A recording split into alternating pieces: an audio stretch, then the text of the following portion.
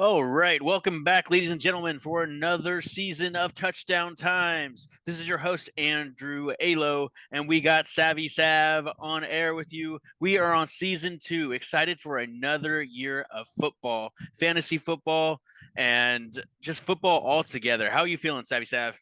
I'm feeling pretty good, man. It's that time of the year. Fall's coming around. It's starting to cool down a little bit.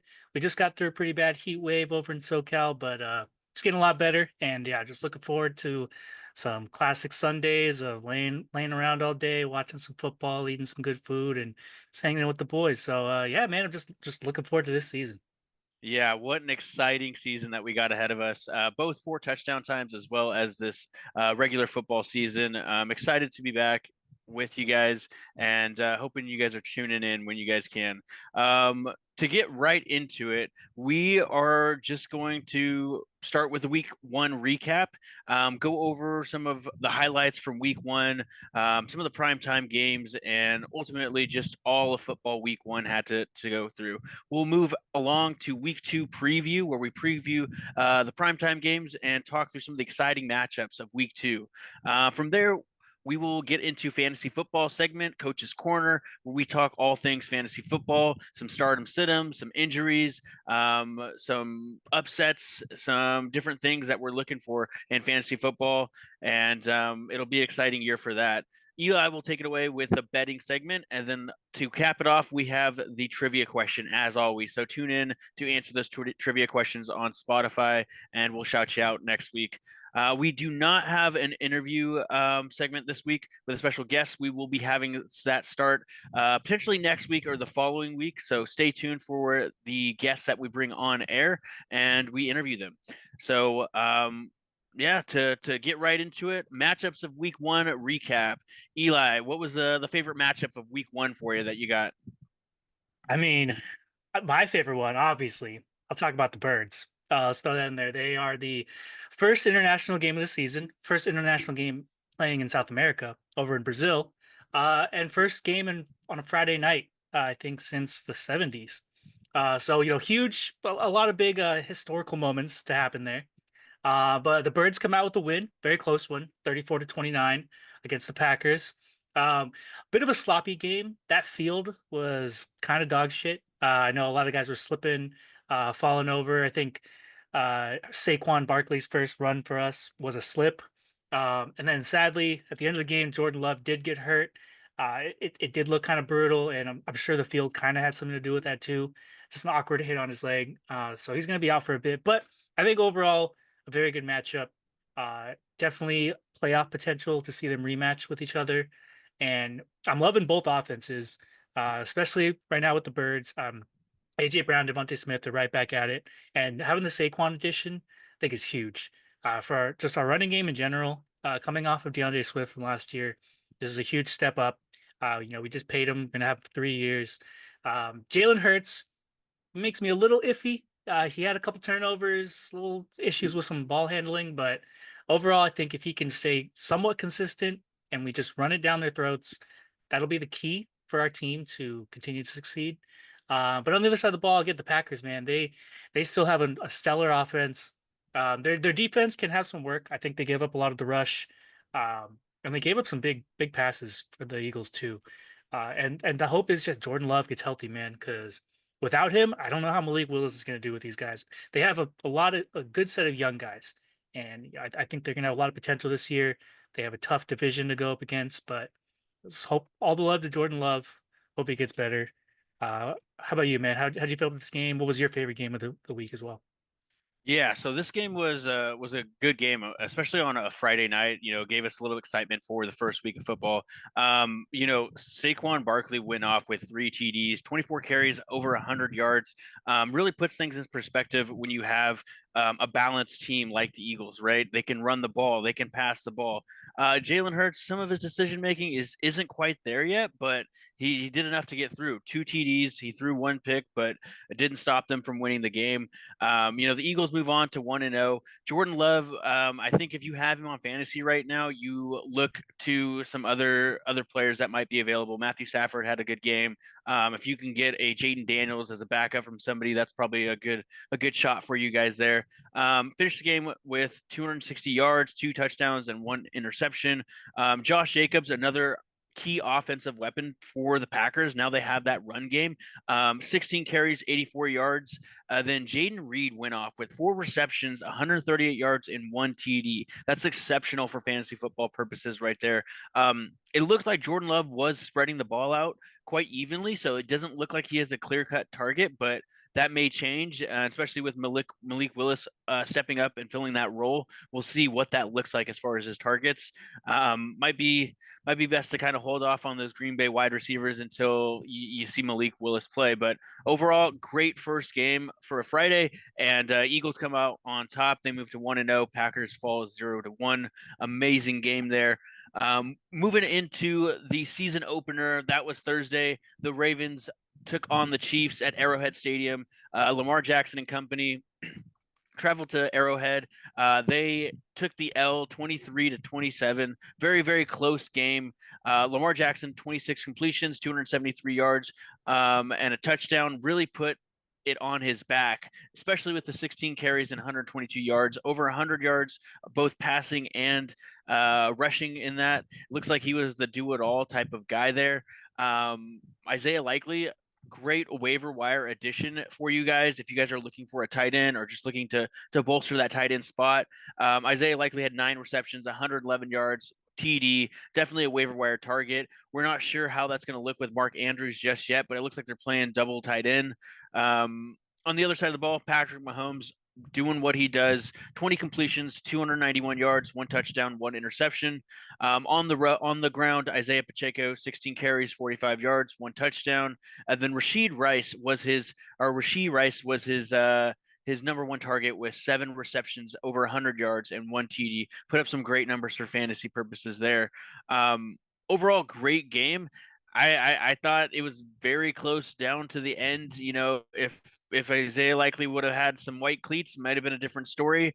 But he also missed Lamar Jackson also missed Zay Flowers on an easy touchdown the play before, so could have easily went either way in my opinion.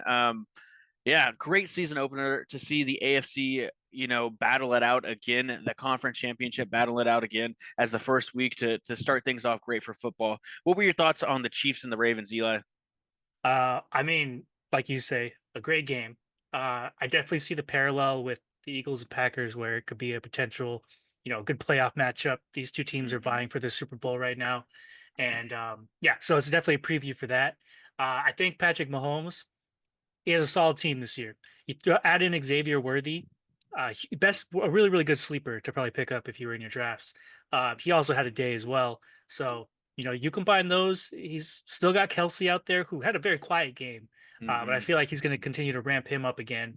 And then Pacheco just he runs like he hates the ground, man. He just goes head on into people. So it's cool to see him out there doing his thing. And then yeah, for the Ravens band, it's just they're still stuck in that little brother mode. They can't get over that hump, and I know it's going to be a lot in the playoffs for them to try to do that again. But overall, they have a tough division as well. I think they need to get the wins that they can, and obviously, this is a really tough first matchup of the season, but it's a good test. And I'm looking forward to seeing them for the rest of the season. Uh, I don't know, man. I just think coming off of their loss from last year when they barely ran the ball, I think with the addition of hopefully getting Derrick Henry going, that is going to be the key. I feel like they didn't utilize him a whole lot this game, or he just got stuffed a lot too. So, I think they um, were playing from behind, and so with that, you're trying to move the ball a little bit more downfield. And in some of these other games where they're more dominant, the Ravens are more dominant. Like maybe we'll see this upcoming week, where they're ahead. I think they're going to be running the ball a lot more, and you're going to see the carries that Derrick Henry generally has. When they're playing from behind, it's really hard to run the ball and move the ball down the field. So I think when they're up, you're going to see a lot more carries. You're going to see a lot more action from Derrick Henry. yeah, yeah, 100%. So, looking forward to them the rest of the season, and yeah, I still think they look like a monster team. They just went up against the best of the best. Yeah, exactly. Moving on to my guys, the Pittsburgh Steelers traveled to Atlanta to take on the Falcons. We came out on top, 18-10, and we move on to 1-0. This, I'm really glad that we started the season with a win. That's what I can say in this game. Hate to see that we didn't score a touchdown. That's very disappointing. We were in the red zone a couple times and just couldn't put the ball in the end zone. However, Chris Boswell is is a legend. He 6 field goals, none of them missed. Just an amazing kicker for us. And yeah, Justin Fields didn't look too bad out there. 17 completions, 156 yards. Didn't look terrible. Najee Harris, 20 carries, 70 yards. George Pickens actually looked really well, in my opinion. 6 receptions, 85 yards. They're able to move the ball down the field. It's getting it in the end zone is really where we struggled. Our defense really played a game, though. I think we had, 2 turnovers, possible third one if the flag wasn't on that play. Kirk Cousins just couldn't get anything going. 16 completions, 155 yards. He did get a touchdown, but he threw 2 interceptions. Bijan Robinson, I think, our linebackers, Peyton Willis and Peyton Wilson and TJ Watt just kind of stuffing Bijan Robinson at the line. 18 carries for 68 yards, did not do much, was not the best day for him. Kyle Pitts actually making a fantasy relevant production in week 1. What a surprise. 3 receptions, 26 yards, and 1 touchdown. I do think his production was touchdown dependent. Other than that, I don't think he would have had a good fantasy production, but it's something that we keep saying is Kyle Pitts a top 5, a top 7, tight end in fantasy for fantasy purposes. And, this week he was, so it's good to see that if you are have a Kyle Pitts as your fantasy tight end. But this was a little bit of a sloppy game for the Steelers. Couldn't get it in the end zone, but overall glad we walked away with the win, 18-0. Thoughts on this game, Savvy Sav? I was sitting there watching this game, and I was just thinking, are the Steelers defense, are they elite, or are the Falcons offense just that bad? Because I really had a lot of high hopes for the Falcons offense in the offseason. When you bring in Kirk Cousins, when you have his production that he had in the Vikings, just airing it out, and he had some really top wide receivers out there. So it it was just very surprising. You could definitely tell that Kirk hasn't played in about a year just because he's coming off that injury. That they didn't want to put him in preseason just because they had some money invested in him. They didn't want to risk any injury, so he just looked very rusty. Mm-hmm. So with that, you're seeing a lot of non-production from Drake London. They couldn't get their running game going, and just overall a lot of bad throws too from Kirk. So I'll give props to the Steelers defense on that. It's going to be we're gonna have to see how they do the rest of the season. I think their matchup next week will also be an interesting one, going up against the Denver Broncos, but we'll get into that later. But then on the Steelers side, let's just see them score tutty, man. They just really need a touchdown. I did like that George Pickens was heavily involved. He was a big target in fantasy just because he's the main one to be able to get a lot of touches.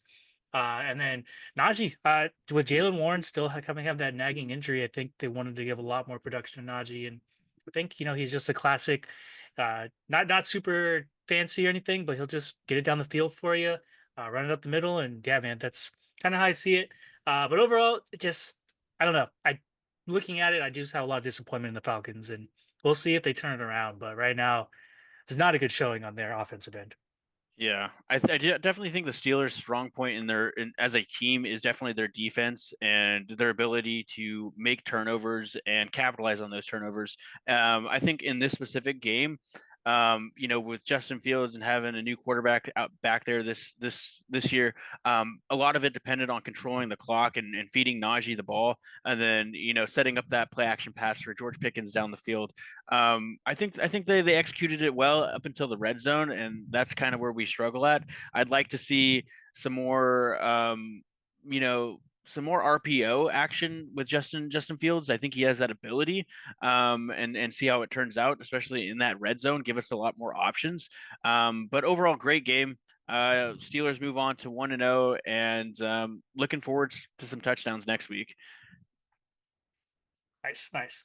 All right, we'll move into the following game that we want to talk about. We got the Dolphins coming over and playing the Jags. Dolphins end up eking it out at 20-17, very close one. Came down to the wire with a field goal. The big controversy for this game was Tyreek being arrested right before. And I don't know if you saw his awesome celebration of him pretending to be Yeah, arrested I after that. did. I saw Great, great the celebration. But overall, I think A very slow start for the Dolphins. They definitely were trailing at the half, and I think they just needed time to kind of ramp it up again. Tyreek wasn't really doing much until the second half, but after that, man, he went off 130 yards and a touchdown, 7 receptions. Achan, a lot of questions were about his health and if he'd be okay. But honestly, not too bad. 10 carries, 26 yards, not a lot, but a touchdown. He had a couple good burst plays there. He did get a little hurt, like banged up, I think, during the Hmm. game, but overall, I think he should still be okay.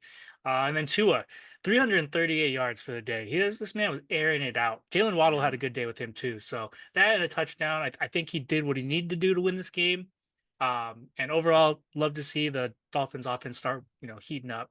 And then the Jags on the other side, Trevor Lawrence, he might be a top overrated guy now. I just feel like he has so much talent and he has a lot of talent around him too.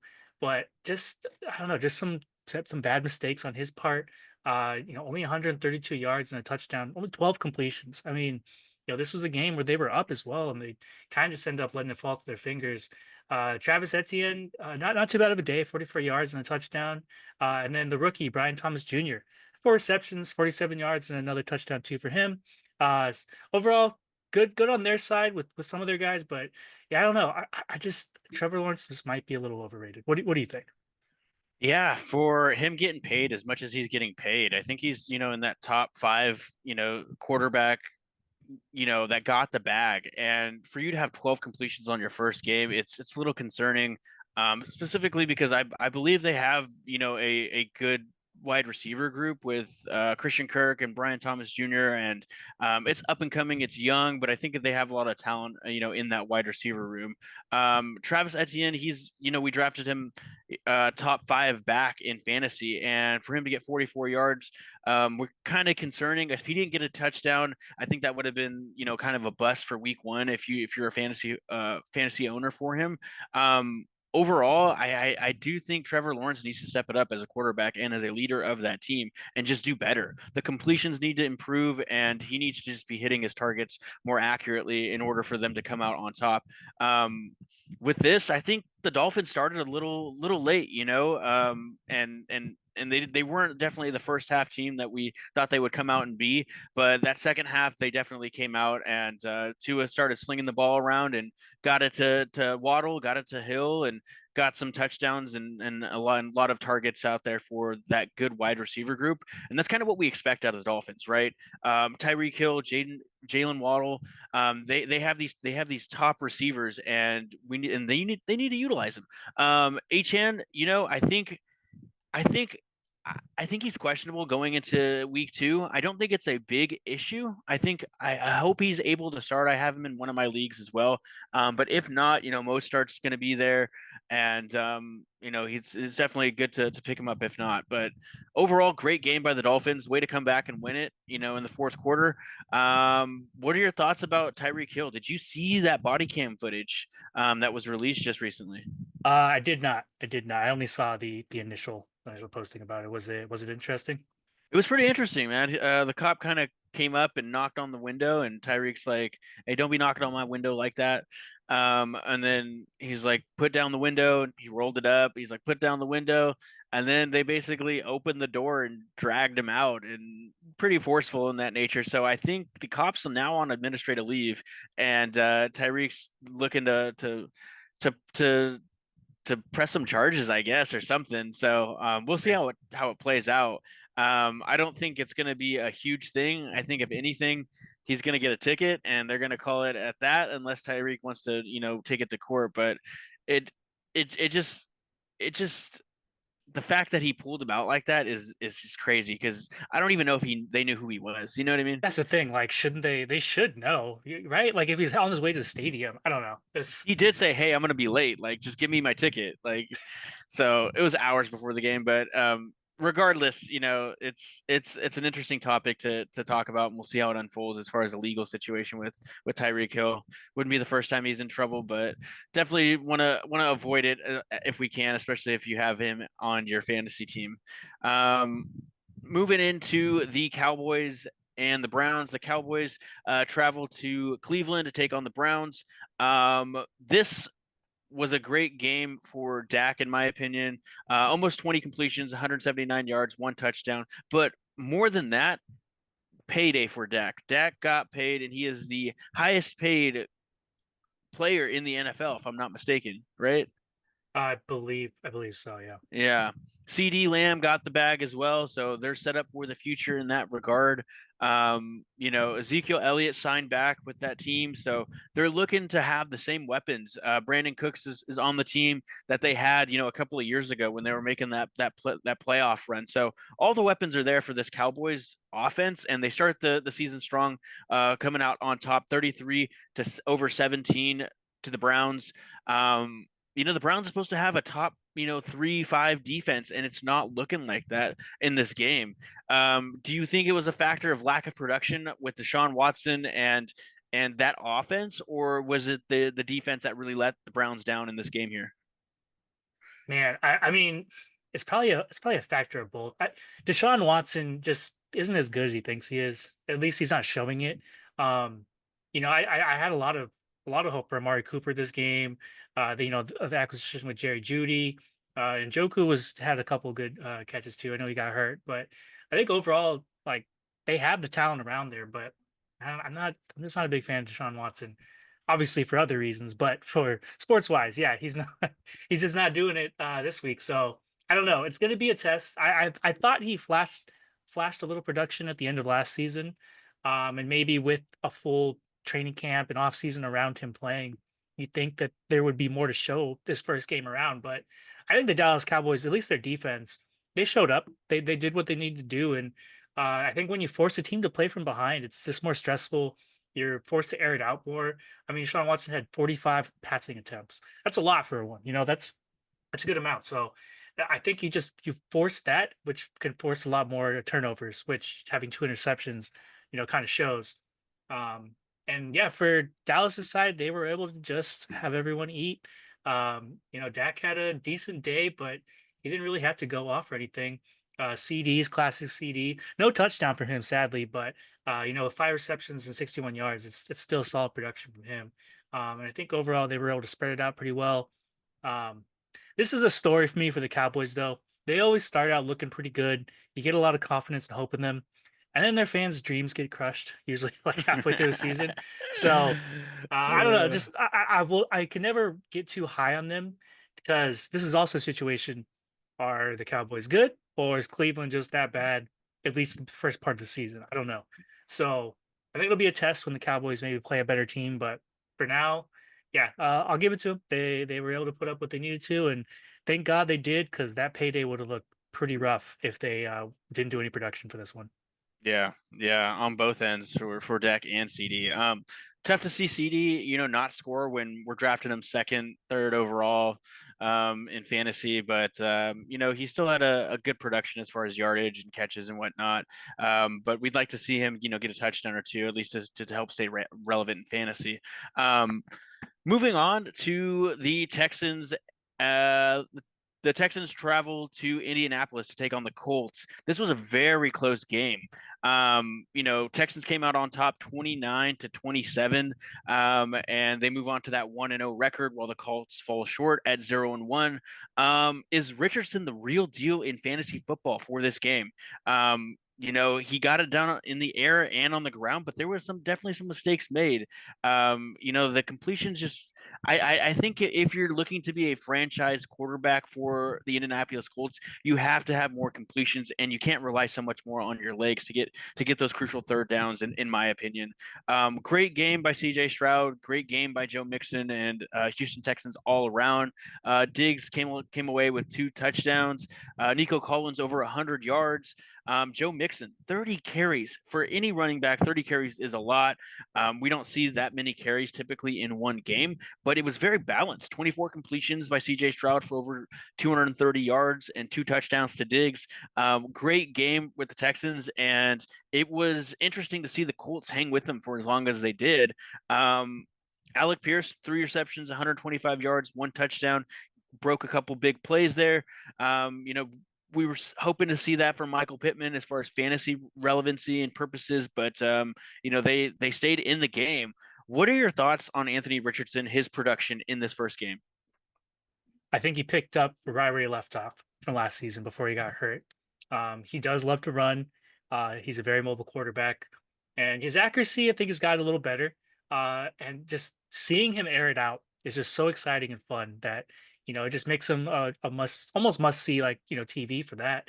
And I think this could be hopefully as long as Richardson stays healthy a great and fun rivalry for these two quarterbacks going at it twice a year. So the next time they play, I'm going to be, marking the calendar. I really want to watch this again. But yeah, the hope is just the health, and I think he can stay healthy as long as he doesn't use his legs too often. But yeah, like you were saying with Pittman, sad to see that he didn't get as much production as you'd like, especially for fantasy where you probably draft him. But who would have thought Alec Pierce would be the guy that he's, throwing it down to so far? It was so exciting to see that. And then I'll give all the kudos to the Texans offense. They have Super Bowl aspirations. They're trying to build that roster around them, and I could see them going on a run this season. So also happy to see Stephon Diggs definitely get a lot of looks, 2 touchdowns. He's not even wide receiver one on that team, but he's still out there doing way better numbers already than he was on the Buffalo Bills. So it's cool to see that. And yeah, overall, just great rivalry between these two, and looking forward to see how they could both do for the rest of the season. Yeah, great game. Like you said, good rivalry coming up for C.J. Stroud and Anthony Richardson in the next years to come. Moving on to L.A. Rams and the Detroit Lions. The Rams traveled to Detroit to take on the Lions. Very close game. I think this one went to overtime, if I'm not mistaken. This was Sunday Night Football, and this really makes you question: are Lions a Super Bowl contender this year? And this is the first overtime of the year, so this is both good teams. I think it could have went either way.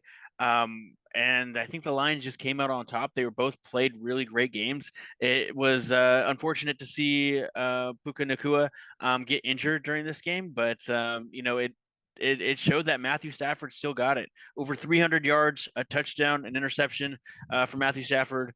Kyron Williams, fantasy managers, very, maybe a little disappointed. Only got 18 carries, 10 yards, and a touchdown. Way to stay relevant with that touchdown in fantasy purposes. Cooper Kupp, number one target for the LA Rams, 14 receptions, 110 yards, and a tutty. It was a good game for the Rams as well. I think the Lions just came out on top. Jared Goff, very balanced offense for Detroit. Jared Goff, 18 completions, 217 yards, a touchdown, interception.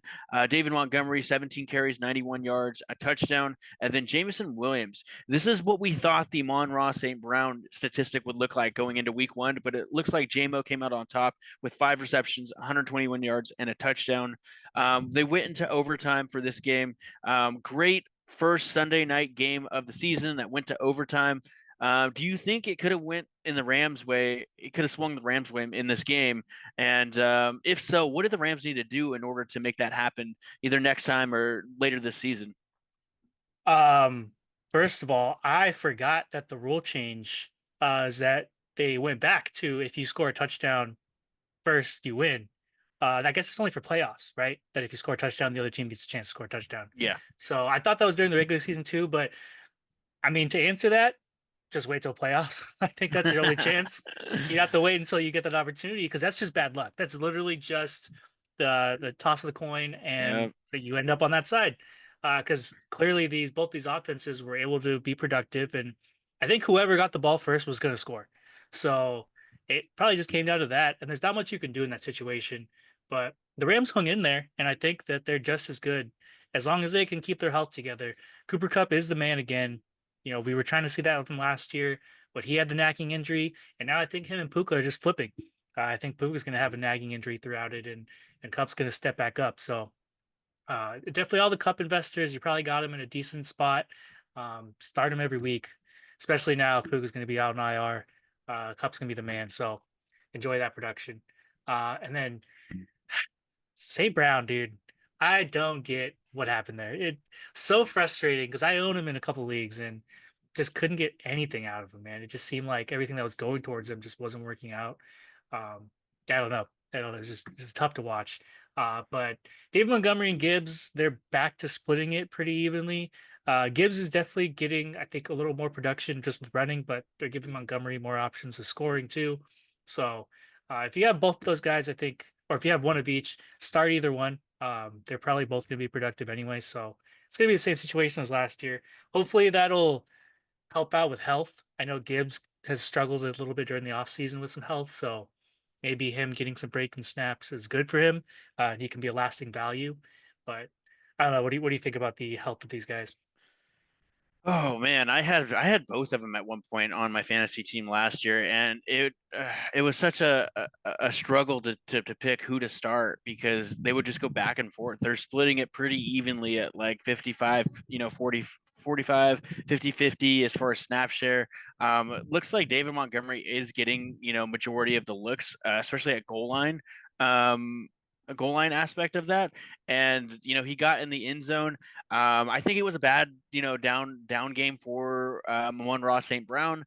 JMO stepped up though. If you have him, he's now fantasy relevant. I know I drafted him towards the end of my draft, and it was hard to see all those points go to waste on the bench. But I think they got this was definitely. I think when you look at the Lions, they're gonna have two members of their offense really go off, in my opinion. It's going to be one of the running backs and then one person in the pass game. Generally, we see it, with Amon-Ra St. Brown. In this case, it was JMO. But I'm really looking forward to see how they start to incorporate Sam Laporta in this offense and getting him the ball over the middle. I think that's going to be good for Jared Goff as he gets pressure. I don't think there was a lot of pressure in the LA Rams, kind of defense in that regard. They lost Aaron Donald, so they're not getting pressured as the link right now. Some of these other teams that are putting more pressure on Jared Goff. I think Laporta is going to step up in that pass game, and Jahmyr Gibbs is going to step up in that flats and that dump off pass game. So be on the lookout for that with those guys. They're definitely going to put up some points this year in fantasy. Nice, nice. Well, really quick for Jameson Williams, sell high. Think he's a trade candidate this week if you're looking to see anybody who's maybe hurting on wide receiver or is trying to dump off somebody. Oh yeah, I think you can use a sell high, especially for those rookie fantasy managers out there. It's their first year. They don't know much about football. Maybe you're in a work league and someone just, decided to play. I think you can definitely sell him high, and get someone good for him. Maybe somebody that is a clear cut, wide receiver one on a team that's not doing so well or not, the best, but you can get a lot of target share out of him. Maybe like a George Pickens for a newbie in fantasy. If they have him, that might be a good target to go to. He's a clear cut number one wide receiver on the Steelers. Those are the type of situations I'd be looking for trade value for Jameson Williams out there right now. Nice. All right, you heard it first. Touchdown Times endorses taking advantage of newbies. Gotta do uh, we get it where we can get it. uh, moving on to Monday night. Monday night game. This was the New York Jets traveling to Santa Clarita to take on the 49ers. Monday Night Football. A lot of people were really concerned. Aaron Rodgers' first game back. His first game last season didn't end so well. Season-ending injury and that, and with the surprise news that CMC was out last minute game call. So there's a couple things we definitely want to talk about on this specific game. Overall, the Jets fall short 19-32, and the Niners move on to a 1-0 record, and the Jets fall short to 0-1. Aaron Rodgers did not look his best out there. I think some of it was due to drop balls. In that case, Alan Lazard had a couple drop balls, and a couple other receivers just weren't on their A game, especially on some crucial third down to move the chains. In my opinion, Brees Hall, they couldn't get him going on the run game either. 15 carries, they held him to 54 yards. I think that's Fred Warner and that really strong 49ers defense there. He did have a touchdown, which helped him stay fantasy relevant this week. And Alan Lazard came away with 2 touchdowns. It's good to see that connection with Aaron Rodgers and Alan Lazard. I think that second touchdown came by the backup quarterback, but are we thinking Alan Lazard is the number one target? And is is Wilson, is he going to take the back seat to that? I don't think so. I think he had one good game, but it's good to see that they have some chemistry. Maybe Alan Lazard is a wide receiver too in this room here, and he keeps up the fantasy production. On the other end of the ball, Brock Purdy, 9 completions, 212 yards. And the highlight, the most important highlight of the night, Jordan Mason, 28 carries, astonishing 28 carries, 147 yards, and a touchdown. Way to step up. Undrafted rookie from Georgia Tech, stepping up, taking the role of CMC and running the rock. Amazing. 147 yards, one touchdown. He is a waiver wire addition. I think it's going to be an injury with CMC for at least 3 to 4 weeks where he's going to be dealing with it. He might cut into that snap share, and we might be able to see maybe closer to a 60-40 or 70-30 type of snap share with Jordan Mason and CMC when he gets healthy. Debo getting it done. 8 carries, 23 yards, 5 receptions, 54 yards, and a touchdown. So he took some snap shares from Jordan Mason, but still they ran the ball this game and they came out on top. What are your thoughts on CMC Jordan Mason situation in this game here, and then your thoughts overall in the game? This is a nightmare situation for anyone who took CMC first round, probably first pick, just because they're probably going to take their time with him now. I don't think there's any reason to rush him back. Clearly, you throw in Mason, they're still going to have good production. Um, and no fault to the Jets, I think, because this Niners team, this is their last year that they're able to be all in. Everyone's still getting paid well. They don't owe any contracts just yet. So I think right now, this is just the Niners. They're going to be that team again. They have huge Super Bowl aspirations. Just win it at all costs, pretty much for them. So for the Jets to have to come in, Aaron Rodgers' first game back in a long time. Him just finishing up all of his rehab. You can't expect everything from them, especially going up against the team that just played in the Super Bowl last year. And he still is trying to get his chemistry down with everyone. Lazard seemed to be his easy favorite just because of their past chemistry before. Um, but I think Garrett Wilson should be able to get ramped up. He was still kind of just heaving it down to him a few times, and I think he's going to continue to try to get him more. I could easily see him becoming like the next Devontae Adams back in Green Bay with Aaron Rodgers. I think if they stay consistent, and it was a tough run game overall going up against the Niners, so I don't blame Brees Hall either. I think that just going up against one of the top teams in the NFL, you're not going to get the production you expect. But I think as the season goes on and they start getting into a better habit and a better role with things, I could definitely see more production. So don't freak out if you own a lot of Jets players. I think you'll still be fine. This was just a tough start to the game. And on top of that, they had to travel all the way to the West Coast, a very long plane ride, first game of the season. It's just a lot of factors. So I wouldn't stress too much. But to the Niners, that they got the job done. That's all they had to do. And yeah, like I said before, you fill in Mason with that role. They already have a great offensive line, plenty of holes for him. And yeah, overall, him you fill in with Debo to run a bit too. Uh, yeah, they got the job done just as easily. So yeah. One thing that's a little concerning for me in the 49ers offense is they moved the ball quite well, and then when they got towards that red zone or within that 30 to 40 yard range, it just didn't seem like they could convert. And a lot of those situations, Jake Moody trots out there, kicks a 51 yarder, kicks a 50 yarder. He had a lot of fantasy production for this game, and kept tacking on those points when they needed it to really pull away with the win in that regard. So if you have Jake Moody on your fantasy football team, definitely came in clutch, especially if you needed a miracle on Monday night to win your fantasy. That was a position that Fitz was in. He came back and won it. So week one, he took that Jake Moody, put him in the winner's seat in that against week one for me. So shouts out to Jake Moody and ruining my week one fantasy for one of my leagues. Yeah, it's tough. And I decided to put Greg Zerline in a prize picks parlay instead of Jake Moody. And yeah, I definitely picked the wrong side there. So a little upset It about that, happens. but yeah, it happens. Perfect. Well, that wraps up week one preview or week one recap for the week one. A lot of exciting football, some injuries to make note of, and we're really excited to see what week two has to offer. And speaking into week two, we are going to move into top actions. Week two preview and matchups. We'll first get into the primetime games, and then we'll get into some other fun matchups and quick hits. So, starting off with our primetime games, we have Thursday night. The Bills travel to Miami to take on the Dolphins. These are both 1-0 teams. The spread is 1.5 minus 1.5 with the Dolphins, and you can catch this game on Amazon Prime. Give me your first initial thoughts for these both undefeated teams. In Miami, how does this play out for the Bills and the Dolphins here? I mean, both great teams. They both have big aspirations this year to win the division and possibly make a Super Bowl run.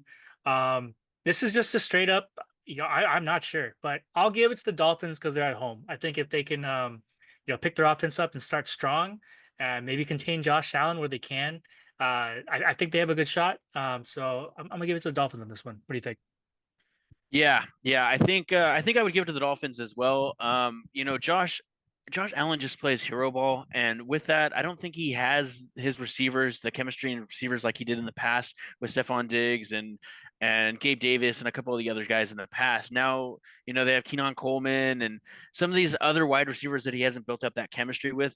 I'd like to see Dalton Kincaid get involved in the pass of attack. I thought he was going to be the number one, kind of receiver on that team. And he didn't have a lot of action, week one. I'm hoping to see that pick back up. But overall, I think the Dolphins have this. They're at home. I think they take it by, at least 3 points, if not a touchdown. I think, when it comes to two quarterbacks that can sling it and throw the ball downfield. These are both amazing quarterbacks for that. I just think the Dolphins have better receivers in that sense. I think the Bills have to move it down with the run game a little bit more, and the Dolphins just have an overall better team at every perspective position except for maybe the quarterback, which is arguable. But the Dolphins take it, in my opinion, by at least 3 points, if not a touchdown. Catch it on Amazon Prime. And yeah, who's playing for Sunday night as far as the primetime games, Savvy Sav? Oh, we got an interesting primetime game for Sunday night. We got the Bears traveling to Houston to play the Texans. Both are also undefeated at 1-0. The spread is a pretty big favorite for the Texans. They're at -6.5. So kind of expecting the Texans to win by about a touchdown. But overall, this should be an interesting battle of the offense versus the top defense. I think the Bears showed that their defense could get turnovers and played very well against Tennessee. And they really, get that win even with, subpar play with Caleb Williams. I think this will be his chance to show up and try to put on a better offensive showing against a Texas team, like we just talked about, that has it all together right now and came out with a very close win, but a solid win. And I think it'll be a fun one. I think it'll be a good matchup versus some two young quarterbacks going at it. And I mean, with the spread, I think the Bears can keep it close. I think they can get within 6.5. I do like the Texans to win this. It might be a very Mm-hmm. similar game to last week, where the Texans win by 2 or 3 points. But yeah, I think it'll be a very close one. Yeah, I'd agree. This is a great opportunity for number one overall pick Caleb Williams to go out there, have some poise in the pocket, and deliver the ball to some of these top receivers, DJ Moore, Caleb Allen. We'll see how Adunze does, in this game if he's not injured. I think he's questionable in some of the leagues that I'm in, so just keep an eye on that. Yeah, I think it's gonna be a good opportunity for Caleb Williams to show what he's got. The Texans have a great defense and a better offense, in my opinion. CJ Stroud is poised in the pocket. He's shown that last year and even into this year with Week One.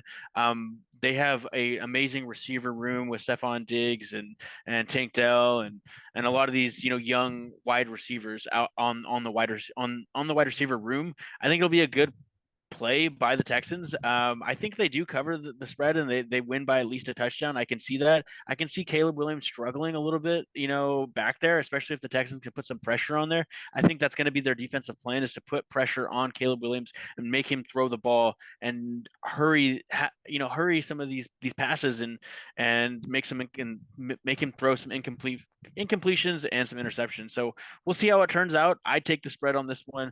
Tune into NBC or Peacock to watch the Sunday night game when the Bears travel to Texas to take on the Texans. Moving Nice. into Monday night, we have a Monday night matchup. Battle of the Birds here. The Falcons, they're 0-1. They travel to Philly to take on the Eagles. The Eagles are 1-0, and the spread is -4 with the Eagles taking it. Give me your thoughts on the Battle of the Birds, Savvy Sav. Battle of the Birds. I think the spread actually jumped up to I think 6.5 now. So there's a little more money now. What the money got was putting a lot on the Eagles. So I think they a lot of line movement. So a lot more confidence in the Eagles right now. But I still think even with that, I think the Eagles at home should handily beat the Falcons. Right now they've shown me no confidence in with what Kirk can do. Um, there might be some production there, but I just think the Eagles are going to be a lot for them. They were able to shut down the Packers in certain aspects. So I think they can do the same with the Falcons with a much less subpar quarterback play. And yeah, I'm going to be a homer on here. I think the Eagles should be able to win by, possibly 2 touchdowns. Who knows? But Yeah, I would definitely agree with you. I definitely think they cover that spread, even if it jumps up to 6.5. The Eagles, they're at home.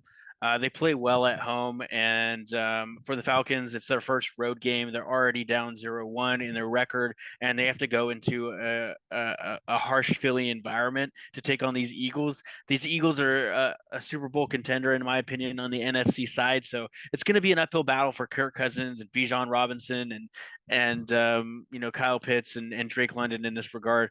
I don't see them winning. I really don't. I just think the Eagles have a great defense and a young secondary. And they have the athleticism in that secondary in that backfield with some of these young corners and safeties that they just drafted. So hoping to see some production out of them. Overall, I think the Eagles take it by at least a touchdown. Tune into ESPN to see how that one plays out. That'll be Monday night. And we'll get into some of the other fun matchups, some of these quick hits. We'll keep it short with a brief statement on these, but I'm going to start us off with the Pittsburgh Steelers. They're 1-0. No touchdowns on the board just yet, but we're about to change that when we travel to Denver to take on the Broncos. The Broncos are 0-1. The spread is -3. The Steelers take it. I think they cover that spread. If we can get a touchdown, I think they can cover that spread.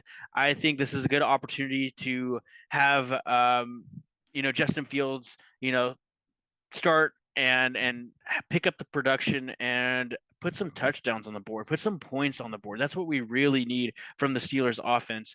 We're moving the ball down the way. Well, it's when we get to that red zone where we're having some issues putting the ball in the end zone. So I'd like to see, George Pickens get a touchdown or Najee Harris, rush for a good touchdown and get some points on the board. I do think that we come out on top even when we're on the road in this game. And yeah, I don't know how I feel about Bo Nix and the Broncos. Javonte Williams did not have a good stellar first week, but they're probably looking to turn that around, at home. I still think the Steelers take it. I'm hoping they take it by at least a touchdown. Thoughts on the Steelers traveling to Denver to take on the Broncos? Savvy Sav. Maybe you guys haven't been able to score a touchdown. Maybe Justin Fields is a little bit limited. You guys maybe need to bring in Mr. Unlimited. Unlimited. I think he's the one who can, take the limits off and help you guys score that touchdown that you need. So I don't know when you guys are going to start him, but I think either way, I think you guys have it. I think Bo Nix is being a young rookie. You guys' defense should be able to stifle him just as well as you guys did before. And hey, if you got to win by 6 field goals again, do what you got to do. But I still like that spread. I think you guys cover. And yeah, just gonna give it to you guys on this one. Awesome. Love to hear that. Love to hear that. What are some of the other fun matchups of week 2 that you see on the board here? Yeah, so we got a kind of a fun one with two pretty stellar offenses. We got the Bucks visiting Detroit to play the Lions. Spread is at -7 for the Lions in favor. I think this will be a closer game than what Vegas thinks. Definitely two very strong offenses. I'd love to see what the Bucks were able to do, put up a lot of points. These guys don't age. I just don't understand how Mike Evans and Chris Godwin aren't, retired yet. They're just still going at it, doing the production that they're doing. Until they slow down and prove me wrong, I'm still gonna love to see them play. So I do see the Lions picking up their pace that they had before. I see St. Brown getting a little more active and involved. Same thing with Laporta. And yeah, I think this is gonna be a back and forth shootout.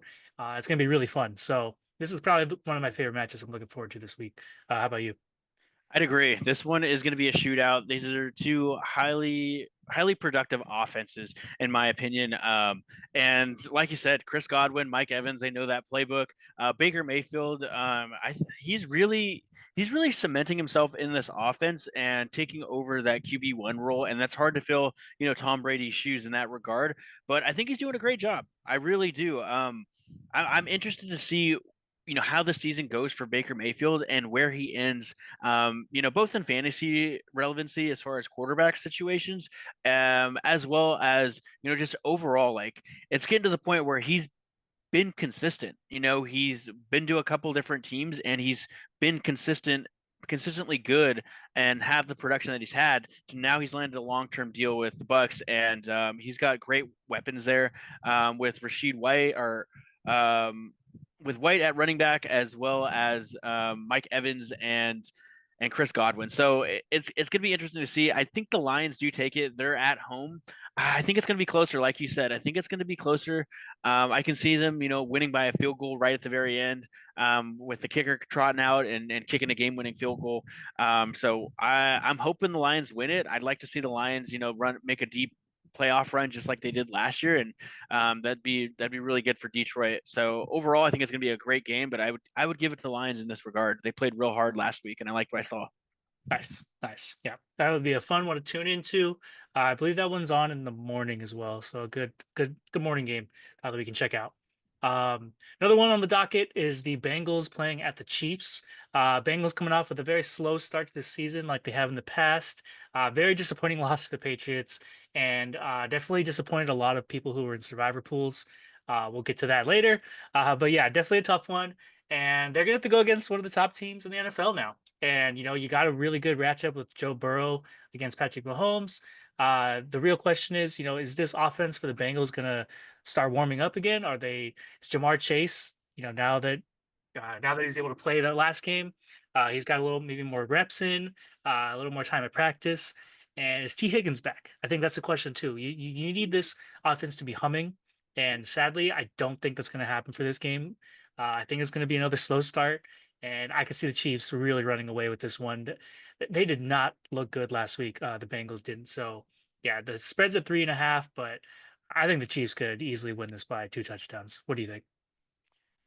Yeah, I'm in consensus with you. I think the Bengals, you have to stop and ask, are they just going through the motions at this point? This is the second season in a row where they start off slow, and it wasn't like the championship run they had a couple years ago where they were humming. They had T. Higgins, they had Jamar Chase, and everybody was firing on all cylinders. And now with the contract holdout with Jamar Chase and T. Higgins not being healthy, you start to wonder, if they fall 0-2, is this going to be a trend? This is going to be hard for them to bounce back with that?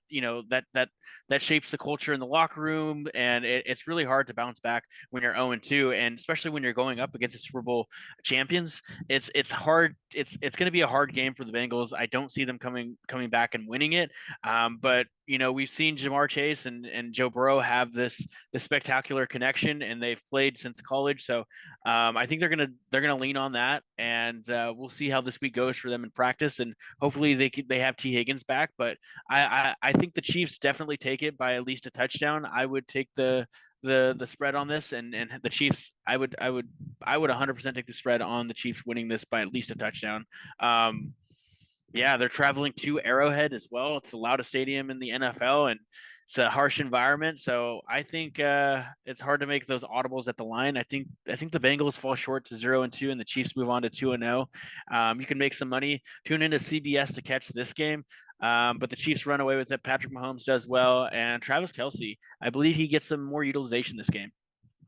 Nice, nice. Okay, we got one more game on the docket that we're interested in for this weekend. We have the Saints traveling to Dallas to play the Cowboys. These teams are both 1-0 and both had pretty dominant wins last week. The spread is at -6.5 for the Cowboys, so Vegas expects them to win by a touchdown. This is also one that I think will be pretty close. The Saints did show a lot. There's a lot of faith that Carr can take them pretty far. And they didn't even really have to utilize Olave much. I think they have a lot of weapons there. And the Cowboys defense is definitely a huge step up from the Panthers defense. But I think vice versa. I think the Saints defense should be pretty strong against the Cowboys. So I do like this matchup. I definitely think Cowboys win it, but they could win by maybe 3, 4 points. I think it'll be a close one. And being in Dallas, I think that's what'll edge them out to let Dallas win. But yeah, I'll have to give it to the Cowboys in this one. What do you think? Yeah, I'm gonna go underdog here, and I'm gonna say the Saints go in there and they put on a dominant performance like they did last week. I think they have a lot of momentum.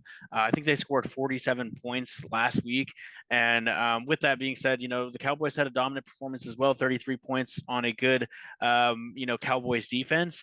But I'm gonna root for the underdog and say that the Saints go in there and handle business. Derek Carr, Alvin Kamara, Chris Olave. I hope they get a lot of production. If anything, I hope Derek Carr is the check down king and gets my boy Kamara a lot of touches in the PPR league here. So we'll see how it turns out. Yeah, I think there's good logic in Cowboys handling business at home. I can see it happening.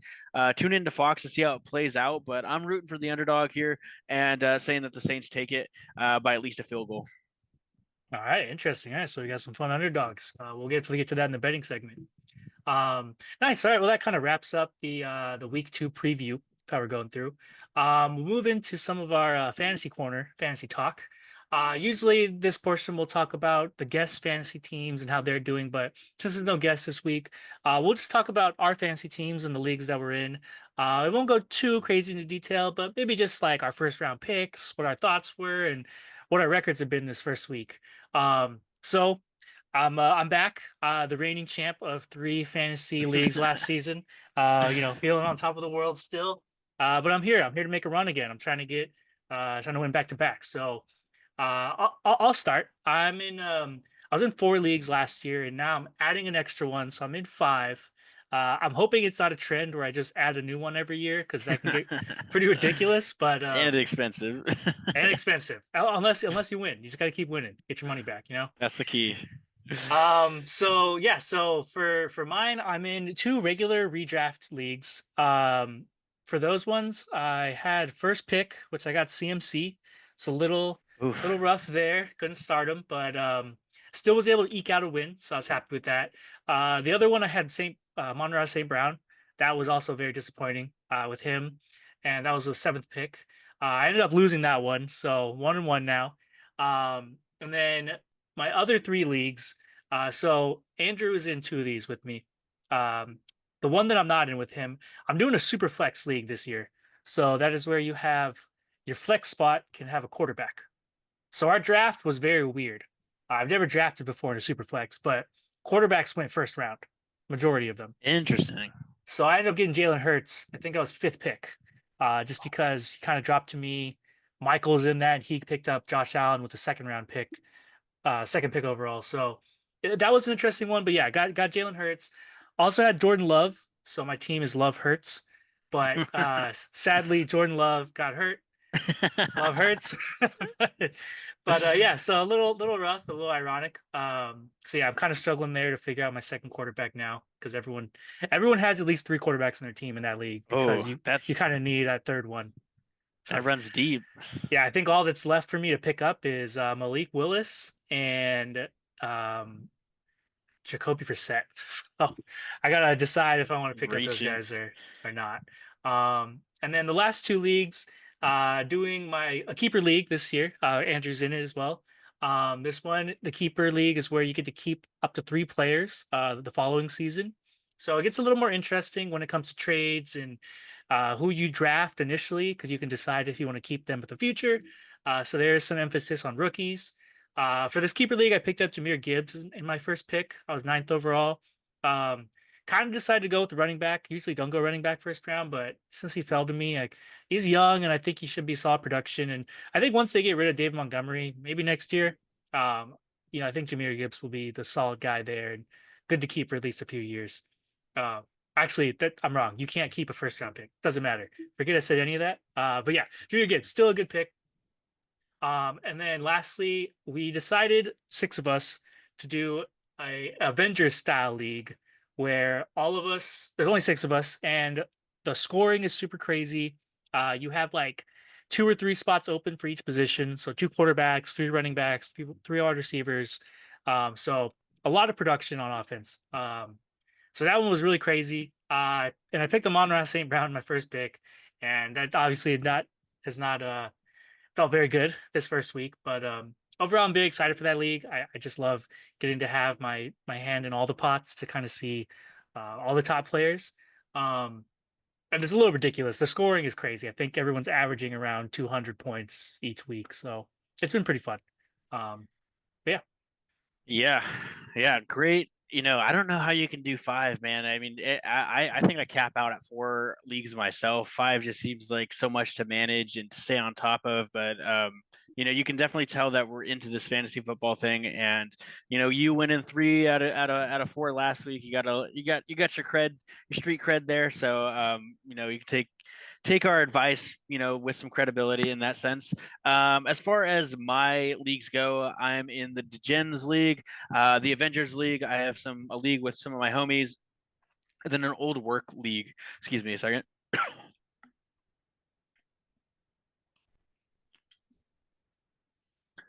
All right.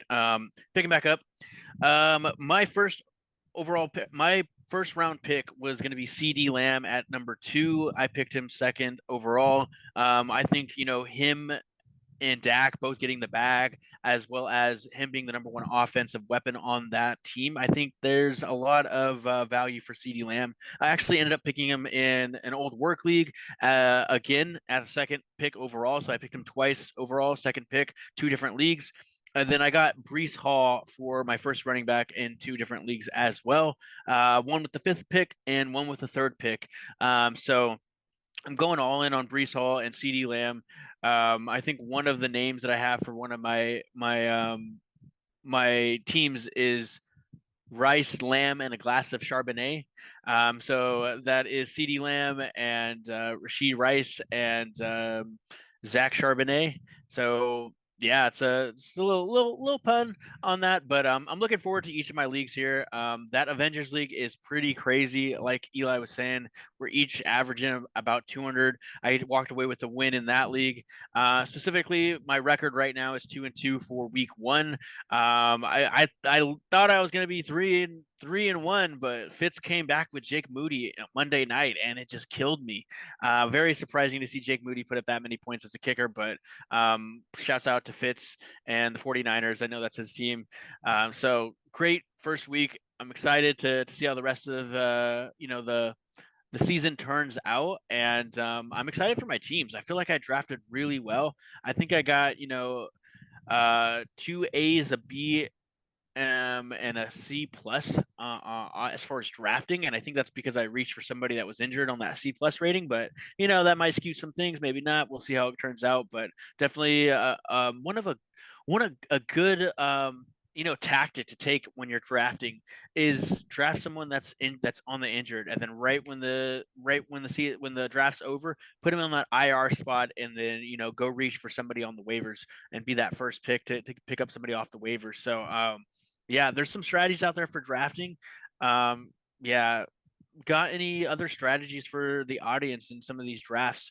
I know this one a lot. You mentioned that you like to go wide receivers first. Why is that? Just out of curiosity, because I'm the opposite. I take running backs and I double up on them, and that way I have two solid running backs I don't have to worry about, because I feel like running backs are scarce. It's interesting to hear you say that you take the wide receivers out of curiosity. So I enjoy the zero RB strategy. It all depends on where you're at in the draft, but just so happens that a lot of my picks were towards the latter half, and a lot of the top guys like Brees Hall, McCaffrey, and I'm trying to think who the third guy would be. Maybe Gibbs. The top guys Robinson. who, or I guess Robinson, yeah, Bijan. After that, there's a bit of a drop off, and I would say there's such elite talent still for wide receivers. I like to just take them back to back. Take two top wide receivers that you can, and then from there, at least what I've noticed so far that first week, you're getting really good value for those middle rounds of running backs. Someone like Joe Mixon, um, heck, even like David Montgomery, and then I think there was a few others. James Conner.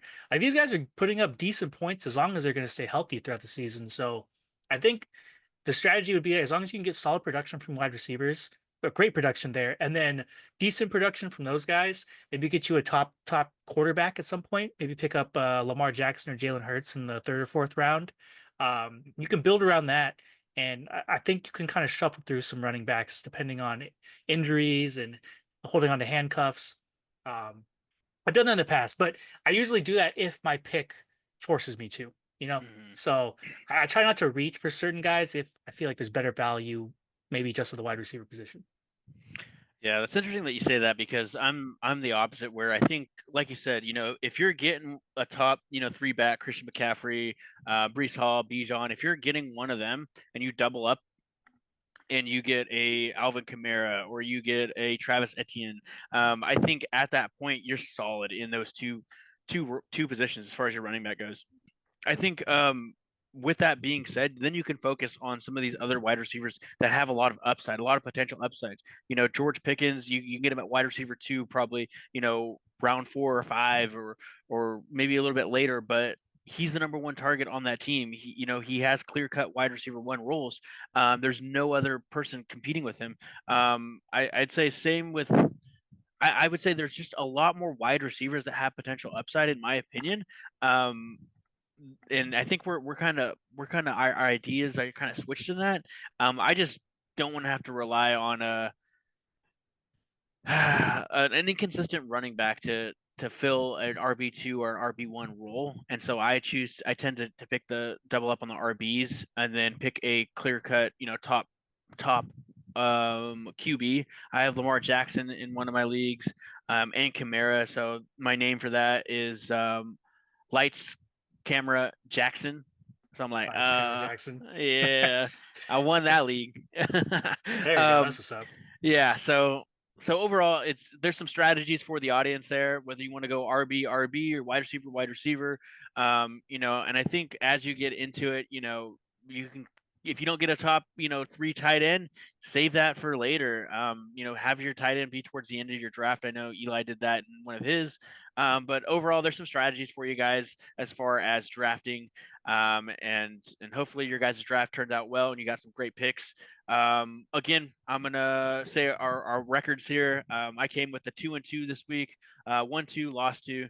And then Eli, what was your record for week one? 4-1. There you go. Luckily, I snuck out a win because Tristan forgot to put in a kicker. So that kind of gave me that's all I needed. Him forget a kicker, and McCaffrey was out, so ended up giving me the Shotgun for dub. Tristan. Yep, exactly. All Uh, right.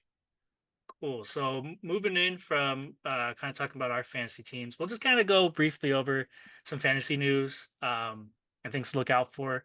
Um, we'll go into some waiver wires. We really week one's always weird because you're gonna get a lot of guys who get huge production week one that you didn't expect, right? None of them were drafted. They're still gonna be on the waiver wire. The question is, are you gonna pick up guys who are gonna be consistent, or are you gonna pick up someone like say Alan Lazard? You pick him up and then it turns out he's just streaky. Next game he's at a dud. He's going to get like 3 points or something because, Garrett Wilson steps up and they get more connection. So you got to be really cautious about week one and not, especially if you do a fantasy budget, don't overspend because you could put yourself in a bad hole if you pick up someone and, you were too desperate. So, but with that, we have two guys on our docket that we think are worth picking up for the long run. Andrew, do you want to give one of them? Yeah. I will give I will give Isaiah Likely. He had a great production for the Ravens, and it looked to be like he, was taking over that Mark Andrews role. I know a lot of Mark Andrews fantasy owners out there were really disappointed in his week one performance. I don't think that will be a week to week thing. I do think they are playing with double tight ends, and Isaiah Likely will get a lot of looks. He's just the younger tight end. But I think Mark Andrews still holds a lot of value. With that being said, and we'll see, what that looks like. I know Andrews was hurt somewhat last year, and I think that's where Lamar Jackson and Isaiah Likely kind of built that connection. We'll see, how it plays out. I would definitely, if you're in need of a backup tight end or whatnot, maybe a tight end, it would be good to pick him up and just see how the season plays out with him and Mark Andrews. If it seems that he's going to be the go-to tight end, it's an easy. He picks up that he picks up that tight end usage for the Ravens, and I think they like passing to the tight ends. They like that short screens to Zay Flowers and that RPO action. So might be worth going to get. I wouldn't spend all your fab money if that's something that you guys have, but if you're looking for a tight end, go check out Isaiah Likely. Nice. I think it's solid advice and someone to invest into. The other guy we have is Jordan Mason. We were talking about him earlier. It's the same idea where CMC, he's going to have this nagging injury. And I think because they showed the production that Mason can have, or he showed it, then I think, they're going to probably involve him a lot more and it's going to be a better split. So the question is why risk McCaffrey and run him into the ground during the regular season? For the Niners to have these Super Bowl aspirations, you want to save him for the when it matters. So I think if you're able to split time and get Mason in more involved, yeah, you're probably going to eat a lot away from CMC's production. So if especially if you're a CMC owner, maybe you go out and you spend a lot on getting Jordan Mason because you want to make sure you have him to fill in whenever your number one pick is out. Because that's Yeah, definitely hurtful. Or maybe try to trade for him. See if you can get some type of deal. They may try. Whoever is going to trade to you may try to screw you over a little bit, but see if you can get a solid deal to where you'll be able to have some of that production too. I agree. Do you have any thoughts on Jordan Mason? Yeah, no, I would 100% agree with you. I think it's going to be a nagging injury for CMC. It could play into the later half of the season, where he's good towards the midseason and he gets re-injured or aggravates it again, and Jordan Mason has to step up. He's already proven himself week one with the amount of carries he can handle the workload. Over 100 yards in the first game, a touchdown. He's fantasy relevant when CMC is out. They depend on that run. I think this is a good opportunity if you are a CMC owner to go pick up Mason and solidify your first pick and have that insurance where if something goes wrong with CMC, it's a plug and play type of move. So go out, get Jordan Mason, and secure your first pick. If you do have Jordan Mason and CMC owners come knocking, capitalize on it, man. He's going to be out for probably three weeks at least, where he's going to be dealing with it. He's definitely going to cut into that snap share, so he's going to be fantasy relevant. Capitalize on that if you're a Jordan Mason owner. If you swiped him up off the waivers earlier, you spent little to no fab money on him. Great investment there for any owner that has Jordan Mason.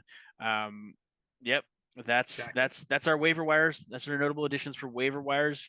We're going to move into the biggest injuries of week one, and I think it comes with no exception that CMC, the running back for San Francisco 49ers, tops the list.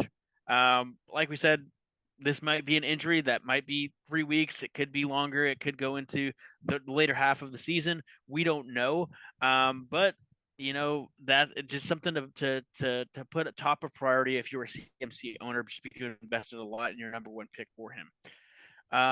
The second person we have on the list is Puka Nakua, wide receiver for the LA Rams. Looks like he was carted off the field in the later half of that game. So something to keep an eye out for. I don't know who a backup would be or someone to pay attention for that. I know they lost Van Jefferson to the Steelers in the offseason. Do you have a backup for Puka Nakua for some of these fantasy owners out there, Eli? Uh, Back up for that, man. I don't know. Maybe Yeah. it's just tough. Because I have him in one of my leagues too, and I'm having to go in and kind of ruffle through. But Yeah. Well, if you have someone sitting on the bench that has that potential upside, might be a good opportunity to plug him in for Puka Nakua and see how he plays out. Just something to be on the radar with and what that length of that injury looks like. I haven't came across any news on it just yet, but something to keep on your guys' radar. and then we'll throw in uh Jordan Love. Jordan Love's also dealing with the knee injury. He's going to be out for possibly a few weeks. Malik Willis stepping in, and that's going to be tough for basically everyone on that offense. You have a lot of reliance on Jaden Reed. If you're an owner for Tucker Craft or just any of these guys that you're running through, maybe some little more stock in Josh Jacobs. They might run a little bit more, but overall, I think that's going to really deplete that offense.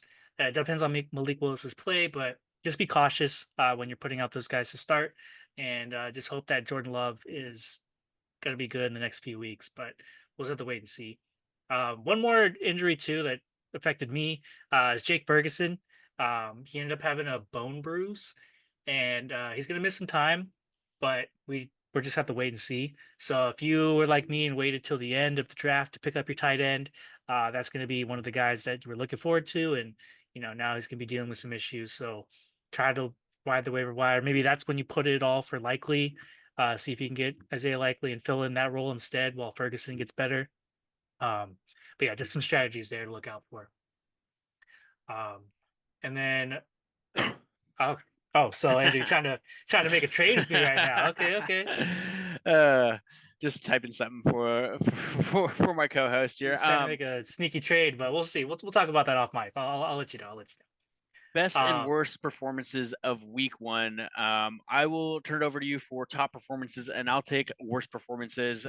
What did you see out there for week one that really surprised you, and some of these key positional players on offense? Yeah. So for top performances, for the quarterbacks, number one pick for quarterbacks, Josh Allen. He did what he had to do. 31.18 points. My man went off. That's what you need from your first quarterback that you pick. And honestly, he seems like he is the offense. He is going to be running it, rushing touchdowns. He's got everything. So I don't know how sustainable that is through a whole season again, but barring injury, I mean, he's your guy. So he's putting up good numbers this week. Baker Mayfield, he was towards the end of last season. He was picking it up, and he was helping a lot of guys get through the playoffs for fantasy. 29 points. Yeah, great day for him. I think their offense is humming, and yeah, he's just spreading the ball out really well. And then for the rookie, Jaden Daniels, he was a sneaky pick people were looking at for quarterbacks, and yeah, he's living up to his name. He is was able to control the ball very well over for Washington. And now that they're playing a Giants defense this week, I think he's also due for another huge game. So yeah, putting up good numbers on his end. For running backs, Saquon Barkley having a great day, 3 touchdown day for 33 points. Joe Mixon, also we were talking about earlier, had a lot of carries. What was it, like 30 carries? Gave him 26 points. And then Devon Achan, 23 points. He was heavily used as a pass catcher as well, and that attributed a lot to these. So he's going to be a big part of the offense, barring any injury. For wide receivers, Jaden Reed, he was the number one guy for Jordan Love. We'll have to see how that shakes out with Malik Willis. Cooper Cup with Puka out, expect this to be consistent every week, barring any injury. But yeah, 32 points. He looked like his old self. And then Tyreek Hill went off, just got arrested, and still put up 26 points. So yeah, that's great to see. And yeah, he's probably going to stay the same as he was last year. So start him and enjoy the points you're going to get from him. Yeah, those are some stellar performances at the QB, running back, and wide receiver positions there. All, great players and put up some amazing points. On the other end of the performance, we have the worst performances of week one with QB Kirk Cousins, a sad 6.2. He went up against a strong Steelers defense. I don't see him doing any better week two. It's a tough matchup. But we'll see how it plays out. Caleb Williams, disappointment. With all the weapons that the Bears have, Keenan Allen and DJ Moore and and Swift. I think Caleb Williams needs to do better, and he will have the opportunity to do that this upcoming weekend. Hopefully, he picks up and he puts some more points on the board. I know in some of the two quarterbacks, slots that they have in some of these super flex leagues and whatnot. People are rolling the dice on Caleb Williams, so we're hoping that turns around for him. Joe Burrow with a sad, disappointing first season opener, and not a lot of connection with Jamar in that game, and T. Higgins was out. So hopefully next week that picks back up again. It'll be a hard, second week for the Bengals. I don't see them coming out on top. So if you have a different quarterback and maybe thinking about putting him in, it looks like Joe Burrow's off to a slow start. Moving on to the running backs, Derrick Henry, 10.6 points. Not the best turnout for Derrick Henry. I think again we touched on this previously, where the Ravens are trailing from behind. They're trying to focus on the pass. In other games where maybe this week where the Ravens are on top and they need to kill the clock, Derrick Henry's going to get those carries. He's going to get those touches, and he's going to move the ball down the field. He's still goal line relevant, maybe touchdown reliant a little bit, depending on how many carries he gets. But we'd hope to see a little bit more out of him for week one. Moving on to Jonathan Taylor, we drafted these running backs really high, and just did not have the production. They had 27 points, the Colts, and I think Jonathan Taylor might have had one touchdown, if that. Other than that, put up a sad 10.8 points. Travis Etienne, very similar concept, very similar situation. He had a 1 yard touchdown run, and the rest just as a lacking production from him. So we're hoping to see these running backs pick it back up week two. They're all great running backs that we drafted early on, so we hope to see that the fantasy production pick up for them.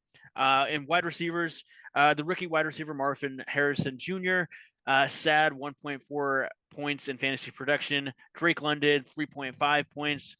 We thought with Kirk Cousins, we'd see a little bit more usage out of Drake London. Wasn't the situation. A lot of pressure on that from the Steelers defense. Marvin Harrison Jr. It just seemed as though he was open on a touchdown pass, and Kyler Murray just missed him, just straight missed him. So that would have been good to see, them establishing that connection and building on it for the rest of the season. Amon-Ra St. Brown, it was JMO's week. Jameson Wilson had the week, and put up Amon-Ra St. Brown numbers. We'll see how they do, week two. Hopefully they get him more involved. Only had a 4.3 production value for fantasy. Those are your worst performances in week one for fantasy purposes. Hope to see them pick back up, and a lot of these guys, we have on our team. So we hope to see the production pick up. Nice. Nice. All right. So we'll move into our betting segment, odds and ends. This is my favorite segment, obviously, just because I love talking about these bets, trying to win a little bit of money. But start of the season, we're doing a survivor pool again. And I had a pick, Andrew had a pick, and then I had a pick just for touchdown times that we're going to share. So for the survivor pool, for those who don't know, it's where you choose one team each week to win their game. All you have to do is just choose one team. You can only choose that team once throughout the season, though. So once you choose a team to win, that's it. You can't choose them again. So if you can't just choose the Chiefs over and over, thinking they'll win a lot of games. So I chose the Saints. They were easily handled the Panthers, so I got that. I moved on to the next week. Andrew chose the Bengals. Tough loss. Everyone expected that. I mean, the spread was 8.5. You really didn't think New England would be able to do anything, but yeah, they were able to win that one. So yeah, Andrew's bet is lost. And then for touchdown times, I chose the Seahawks as the team, and luckily that hit. So 2 out of 3, we survived. And from there, we'll get to pick some, but I'll go over that a little bit. For the recap, I did make some bets this weekend, and I actually did pretty well, so I want to share with you guys. I went 1, 2, 3, 4, 5 and 1 on my bets. So Baltimore, I picked their spread. They missed that one, sadly. They were close. If only they would have, that touchdown would have gotten there, then we could have potentially seen that bet hit. But besides that, I had Minnesota -1.5, that hit. Pittsburgh +3.5, they won, that hit. Dallas +2.5, they won as well, so that hit. And then I did 2 teasers. So for teasers, if you guys don't know, basically you take 2. It's like a parlay, where you take 2, whether they be a spread or an over/under, and then you tease it to where it gives you extra points. So for example, I chose Green Bay and the over for their game. Green Bay was at +2, and then I added 6 points, so it's now +8.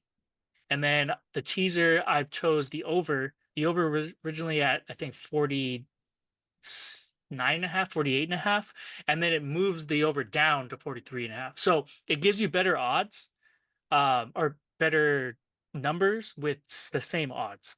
So that's how teasers work. And so I chose 2 teasers, got them both right, so they hit. So yeah, that's how I ended up going 5-1. Had a great week. So have a little extra money to play with. So hopefully the rest of the season isn't too bad. Um, so we'll move into our survivor picks for week 2. This may be subject to change. We'll just kind of discuss it now and then maybe make our final decision in the future. Just barring injuries and kind of where things are at. But for a touchdown times pick, I have a couple options. The safe picks, I think, this week would be the 49ers over the Vikings and the Ravens over the Raiders. I think those are guaranteed wins. They should be. The riskier ones, Chargers over the Panthers and the Commanders over New York. Now, I say those are risky just because, yes, the Panthers and the Giants, they were the worst teams of the week, obviously. It was week 1. Maybe they could have a turnaround week 2. But just from what they showed, they both got killed and there was really no hope. So I think you could still take the Chargers and the Commanders. When would you take them at any other point in the season? So I feel like you have to take them when they're playing these bad teams. So I don't know what you think. Do you want to go a safe route or do you want to maybe go a riskier one and take a chance? Ooh. I think we play this week to week, and we just kind of see how our luck goes, and we go with the safe route, at least to keep us going. That's my ideology of it. I think I like the Ravens over the Raiders personally. I think the 49ers is kind of like a lock any week. And that's it's an easy win, but the Ravens and the Raiders, I think the Ravens come out on top. It'll be a closer game, and I would take the Ravens in that regard. Chargers over the Panthers, I do think the Chargers take it. Commanders over New York. I think that one's a toss up personally. I think the New York kind of bounces back, especially with going up against a not so stout Commanders defense. I would say the Ravens over the Raiders for touchdown times, in my opinion. Okay. Okay. So for right now, tentatively, we'll work with that. I'll update Andrew and we'll just in case things change or anything. And yeah, we'll give you guys the update next week and see how we do. But for now, we're gonna do the Ravens. For mine, I'll probably do a little more research. I may go Chargers, but we'll have to see. Um, so for bets of this week, I have a couple. I have a teaser as well as a straight up and then parlay. So for the teaser, what we're going to do is we're going to take Baltimore's line. And I believe it's minus 9.5. And the Chargers are minus 6.5. We're going to tease those down. So we're going to take a 6.5 teaser that are going to, so it's going to move everything by 6.5. So now you're going to have Baltimore at -3 and the Chargers at money line. Right. So both those have to happen, but now you're at the bet is at -130 odds, which still isn't bad. If you can bet like $50 on that, you're still gonna get a decent return at about like $40 or so, 37. So yeah, that's something to look into. I like that. I think Baltimore is a lock by -3. I think they can win by more than a field goal. Mm-hmm. And then Chargers, I think I'm just taking them straight up to win over the Panthers. So I think if you combine those two, solid. And then I am taking Washington at -1.5. I do like that. I think that should be an easy win. I don't know. I like Jaden Daniels way more than I like Daniel Jones, and I just think that offense is a little more powerful than just having Malik Neighbors, and that's kind of it. So I'm going to take the -1.5 there, and then a parlay that I like. We're going to take some favorites, and then we're going to roll with. Actually, we're going to roll with our teams as well. Chiefs money line, Eagles money line, Steelers -3. I think those two teams are locked to win, and then the Steelers -3. I have some hope. I have some hope in their defense. I think they can hold it down, and yeah, I think they can handle Denver. So I think those three. I think the odds are like plus 236 or something. So if you put in like $100, you could win $230. So something to look into. I'm liking that. But what do you think of those bets? Any Yeah, opinion? yeah. I specifically like the parlay. I think the Chiefs, handle the Bengals, and the Bengals are traveling to the Chiefs. And I don't think the Bengals are off to a good start. I think they have a lot of work to do. So I think the Chiefs handle that. The Eagles, I think they come away with the win too. They're at home. The Steelers, they're on the road against Denver, but I think the Steelers defense can put a lot of pressure on rookie quarterback Bo Nix, and with that pressure, there's going to be a lot of turnovers, and that's the Steelers' play style is to rush the quarterback and put him in a position to make bad throws and have the secondary capitalize on it. Right? We have Joey Porter, we have Mika Fitzpatrick, so I think covering a three, even if Chris Boswell, has to go in there and kick some field goals, I definitely see it doable. I want to see them score a touchdown though. I want to see some points on the board, and I think this is going to be the opportunity to do that. Um, even at that, if they put a lot of pressure on the quarterback, I think they're going to, force them to either do quick passes or run the ball, and that's kind of our specialty is stopping that offensive production and getting the ball in our offensive hands and letting them go down the field and score. So I really like this parlay. I would be willing to bet on this parlay for sure. So Okay, I nice, will, nice. yeah. All right, got the endorsement there. Sweet. Okay, so those are the bets for this week. If you guys want to tail or just kind of pick and choose if you like any of those. For the upset, so we're gonna do upset of the week like we did I think halfway through the season last year. This is where we're going to pick um a team to straight up win the game as a big underdog. They have to be an underdog by more than 3.5 spread. So each of us are gonna pick one. We'll probably have a guest pick one as well. My underdog of the week is the Bucks over the Lions. They're +7 spread. Um, I think that there's a good chance that they could be a sneaky upset. You could take out the Lions. That offense is still humming, and the Lions kind of they still trying to figure some stuff out. The Rams game is a little shaky. They could have easily lost that game too, depending on how that coin flip went. So I think the Bucks offense is just as good, and they can keep up with them, and it could come down to the wire. But yeah, that'll probably be my upset for the week. How about you? I really like that one. That's probably my favorite out of all the ones that we've talked about. But not wanting to pick the same one, I'm gonna go with the Saints over the Cowboys. I think the Saints had a dominant performance week one. Derek Carr and company looked like they were humming. I just hope they can go into Dallas and upset the Cowboys. I think the Cowboys they start strong, and like you said, they kind of get in their heads that they have this ego mentality to them, and if Saints can go in there and execute, I think they can come out with a win by a touchdown. So I like Saints over Cowboys by 6.5. Nice, nice. All right, sweet. So that's the upset of the week. We'll keep track of them each week and kind of see how we do. And yeah, see how good we can predict some of these upsets. Moving on, just our last section for betting. We'll do some player props with underdog and prize picks. Um, I won a little bit, but nothing too notable, like big money. But Andrew did hit a big prize picks parlay. Would you like to share what you did and what you got? Yes, sir. I won $210 off a $10 bet with Travis Kelsey at 20 yards, Saquon Barkley for one rushing touchdown, Derrick Henry for one rushing touchdown, Patrick Mahomes over 270, and Justin Tucker with two field goals. Justin Tucker had me on my toes, though, with the first missed field goal. I didn't think they were going to come back from that, but obviously they did, and I won a good $210 payout. So we'll see how I spend that money. Then I also won a smaller payout of $64 and Samuel rushing for 68 yards and Brees Hall rushing for a touchdown in the first quarter. And Christian McCaffrey pushed. It was going to be a $93 payout, but with that, because it was Christian McCaffrey was out last minute, I won $64.20. So stoked on the $270 that I won in week one of betting, and that funds my gambling addiction, ladies and Hey, gentlemen. there you go. That money's going right back into more bets. So Yes, that's sir. how they get you. That's how they get you. Um, all right, cool. So yeah, we want some money. So hopefully we can continue on the rest of the season, see if we can get some good parlays going. With that, we'll share a couple of the props that we're kind of looking at and liking for this upcoming week. Um, I have two, and I think Andrew has two. So we could try to parlay these, or pick and choose, and maybe if you like other ones, you can add them in.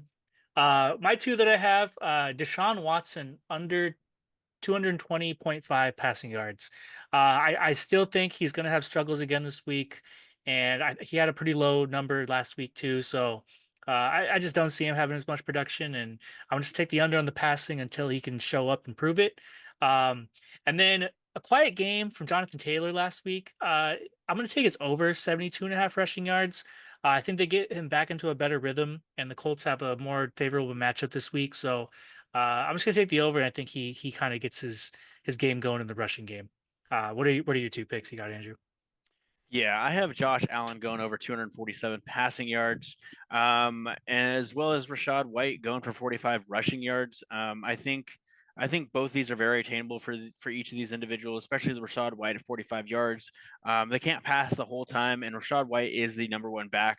He's a three down back on Tampa Bay, and I think they're gonna lean on him in that goal line area to put it in the end zone, in my opinion.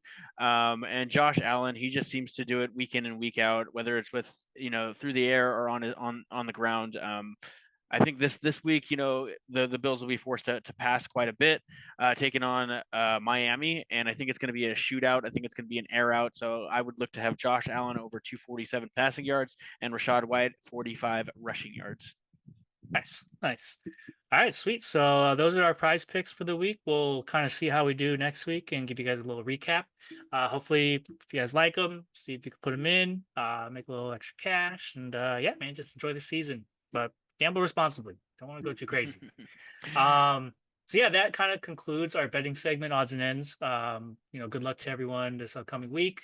Lastly, we'll dive into our trivia question for the week. So just to start it off, our question for the week is going to be which teams played in the first ever Thursday night football game? You can get bonus points as well if you can add the actual year that this game was played. So the options are A, Raiders versus Chargers, B, Broncos versus Chiefs, C, Eagles versus Giants, or D, Browns versus the Steelers. So whichever one you think it is, go ahead and answer that in our poll section under in Spotify. And then yeah, if you have the year as well, you can add in the bonus as well. But yeah, that kind of concludes our first podcast for the season, man. I'm just want to say I'm happy to be back, and I'm really looking forward to the rest of the season. And yeah, man, I think we have a lot to build on. Um, we are definitely looking into getting our new song that we're gonna have, our intro. Just kind of getting that finalized right now, but we have Michael and Eustace, our buddies, helping us out. They're gonna give us a little jingle, so be looking forward to hearing that at the beginning of our podcast in the future. And overall, follow us on Spotify. Obviously, try to subscribe as well as YouTube and Instagram as well. Yeah, just everywhere on the socials, and we'll be posting weekly. Try to get them to you guys usually on Wednesdays, maybe Thursdays if we're a little late, but yeah, we'll try to get you guys there. Perfect. That concludes Touchdown Times Season 2, Episode 1. Stay with us for the rest of the season for some more exciting news and touchdown trivia and all things fantasy talk. This is Alo signing off. That'd be Sav. Peace. Peace out, guys.